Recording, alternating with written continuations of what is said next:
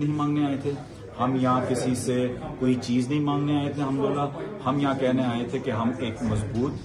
پاکستان دیکھنا چاہتے ہیں with all institutions and all political parties and all democratic parties included. لیکن ہم یہ چاہتے تھے کہ the rule of law، قانون پاکستان میں قائم رہے اور قانون کی بیسس پہ چیزیں کی جائیں. وے فارورڈ کیا ہے آگے ایم پیز نے کیا کہا؟ وے فارورڈ یہ ہے کہ ابھی انشاءاللہ یو کے ایم پیز،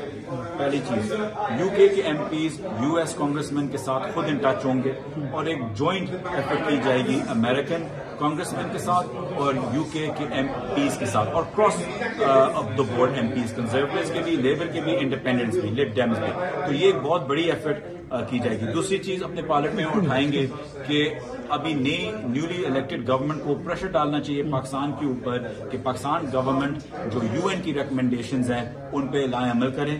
جو لاسٹ پیج پہ 5-6